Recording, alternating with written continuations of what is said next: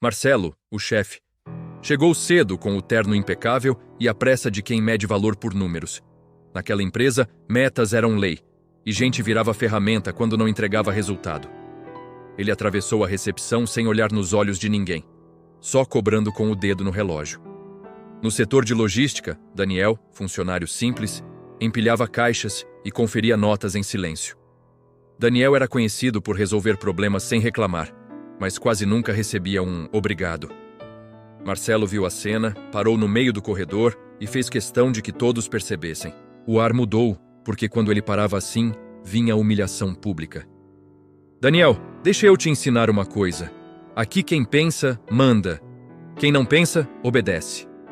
Ele puxou um relatório amassado, levantou como troféu e riu, alto o suficiente para ecoar. Você é tão esforçado, mas parece que esforço sem inteligência é só barulho, entende? Alguns colegas baixaram a cabeça, outros riram sem graça, com medo de virar alvo também. Daniel respirou fundo, segurando a resposta na garganta para não perder o emprego. Marcelo se aproximou ainda mais, invadindo o espaço dele como se invadisse sua dignidade. E então soltou a frase que cortou a sala ao meio. Se você acha que merece respeito, então prova. Explica esses números agora, na frente de todo mundo. Ele bateu com o dedo na tabela, exigindo rapidez, como se a confusão fosse diversão. Daniel olhou as colunas, viu inconsistências, mas a pressão embaralhava tudo dentro dele. Marcelo não queria solução. Queria espetáculo. Queria alguém pequeno para se sentir grande. O gerente ao lado fingiu mexer no celular, como quem não vê para não se comprometer. Daniel tentou falar, mas a voz falhou por um segundo, e o chefe aproveitou o tropeço. Tá vendo? Eu avisei. Esforço sem cabeça é nada. Marcelo concluiu, satisfeito. Nesse instante, a porta do elevador se abriu e entrou um homem simples, roupas comuns, passos calmos. Ninguém reconheceu. Parecia só mais um prestador de serviço, discreto, com olhar sereno. Ele carregava uma pequena caixa e pediu licença como se não quisesse atrapalhar a pressa do mundo. Marcelo nem olhou, ainda preso ao próprio orgulho e à audiência que tinha nas mãos. Mas Daniel, por algum motivo, sentiu paz só de ver aquele desconhecido se aproximar. O homem parou perto da mesa e observou o relatório como quem enxerga além do papel. E, com uma voz baixa e firme, disse: Posso fazer uma pergunta antes de você humilhar mais alguém? Marcelo virou devagar, incomodado por alguém interromper seu show diante da equipe. Quem é você e o que pensa que está fazendo no meu setor? Ele perguntou seco. O homem simples manteve a calma, colocando a caixa no chão com cuidado, sem pressa.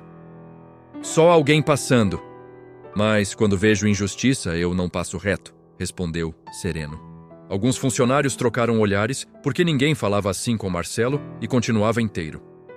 Daniel ficou quieto, sentindo o coração bater forte, dividido entre medo e esperança.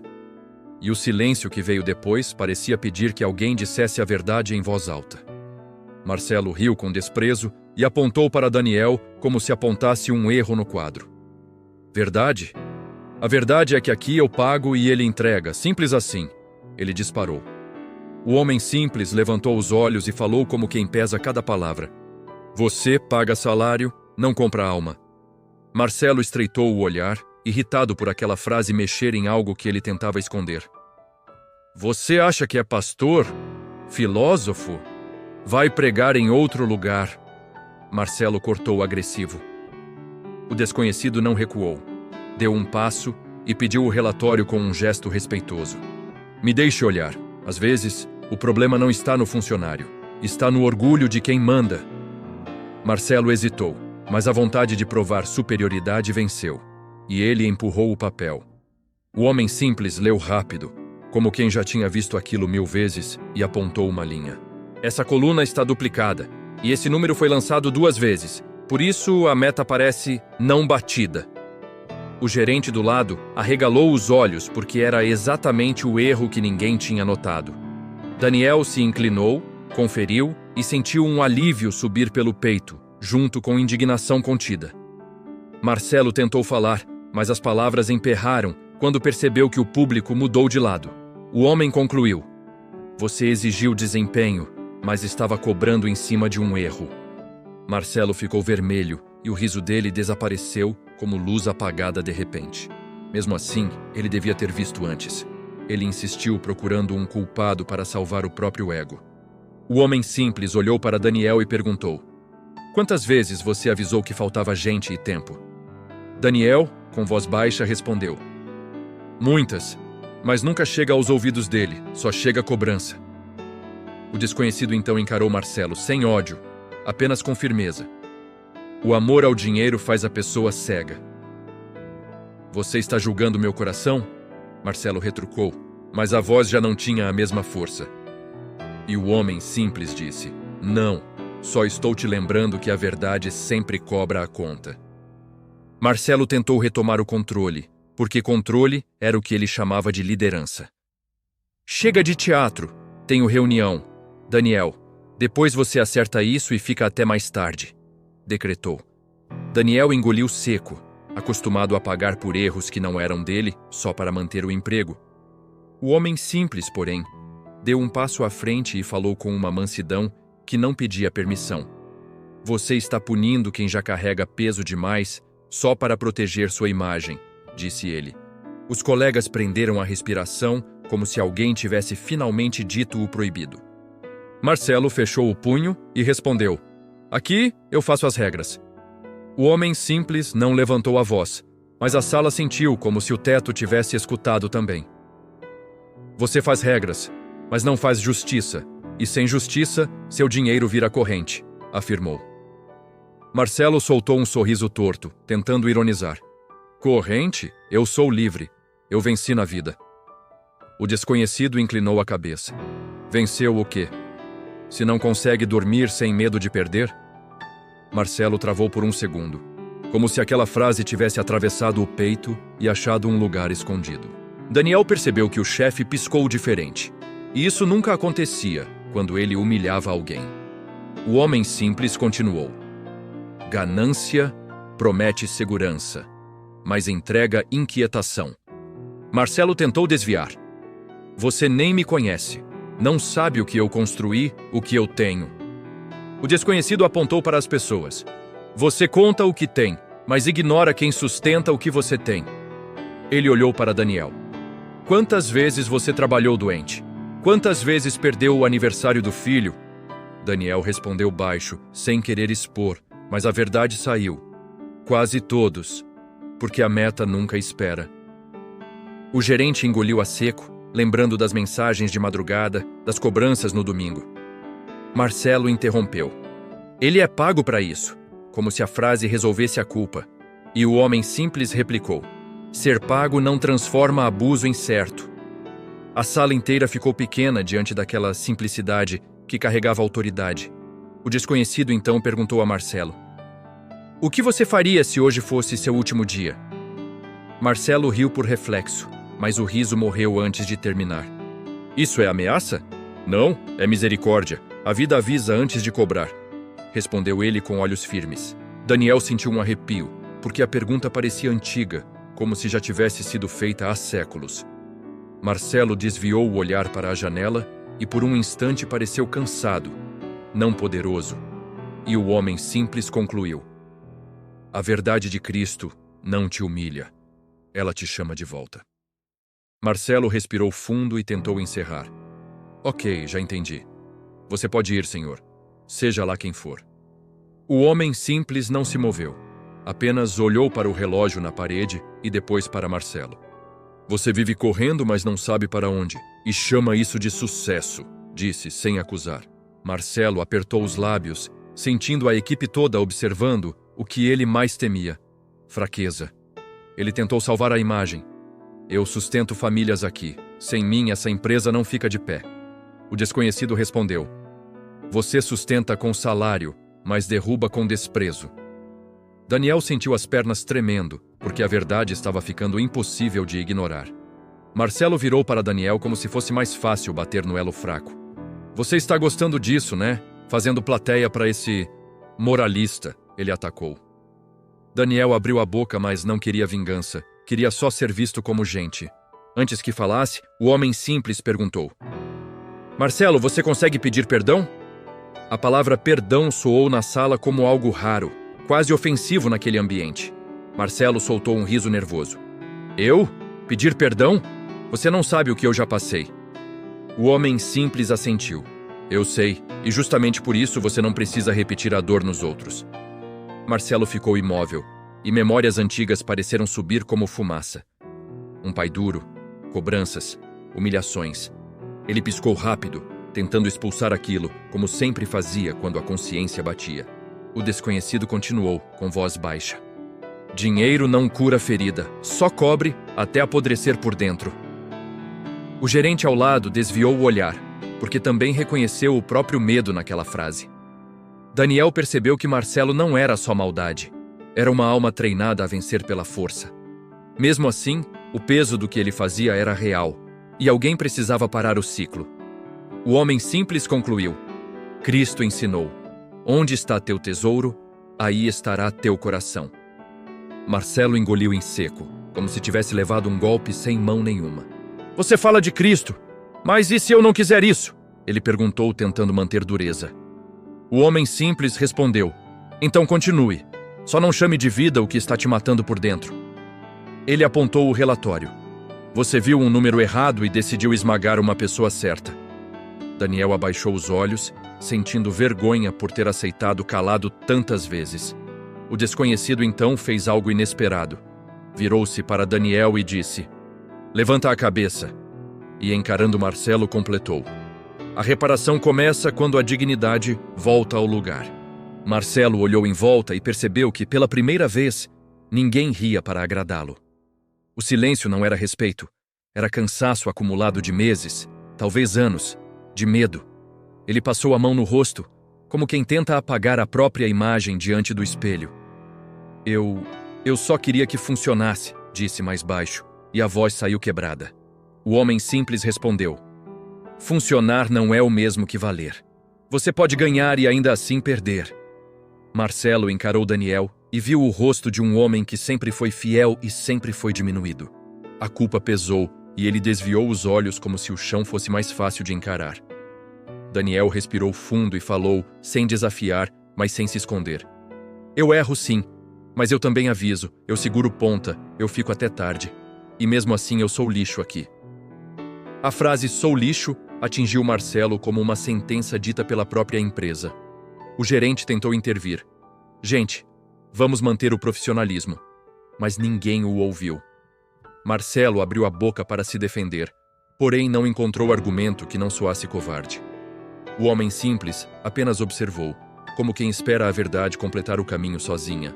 Marcelo então soltou o ar e disse: Eu passei do limite, com você e com muita gente. Ele deu um passo na direção de Daniel, ainda inseguro, como alguém desaprendendo a ser duro. Eu te expus, te humilhei e te cobrei por coisa que nem era sua. Isso foi injusto, confessou. Daniel ficou parado, sem saber se aquilo era real ou só mais uma encenação para apagar incêndio. O homem simples não aplaudiu, apenas manteve o olhar, como quem pede profundidade, não frases. Marcelo continuou: Eu vou corrigir isso, hoje, e não só no papel. Ele virou para o gerente. A partir de agora, revisão dupla nos lançamentos e meta ajustada quando houver erro. E completou: E horas extras só com aprovação e compensação, sem chantagem. Marcelo voltou a olhar Daniel, agora com vergonha visível. Eu te devo um pedido de perdão, diante de todos, como eu te feri diante de todos, disse. Ele respirou e falou claro: Daniel, me perdoa por te humilhar. Você merece respeito. A sala pareceu soltar o ar junto. Alguns olhos se encheram, não por drama, mas por alívio. Daniel engoliu a emoção e respondeu: Eu aceito seu pedido, mas eu quero mudança de verdade. Marcelo assentiu. Você vai ver. Eu vou reparar o que eu quebrei. O homem simples murmurou: Quando o orgulho cai, a justiça pode ficar de pé. Marcelo puxou uma cadeira e sentou, como se o corpo não sustentasse mais o personagem. Ele olhou para o homem simples e perguntou, quase sussurrando: Quem é você, de verdade? O desconhecido sorriu de leve, sem vaidade, e respondeu. Só alguém que veio lembrar o que você esqueceu, Marcelo insistiu. Você fala como se me conhecesse por dentro. Isso não é normal. O homem simples deu de ombros. A verdade conhece, e a verdade visita quando a gente menos espera.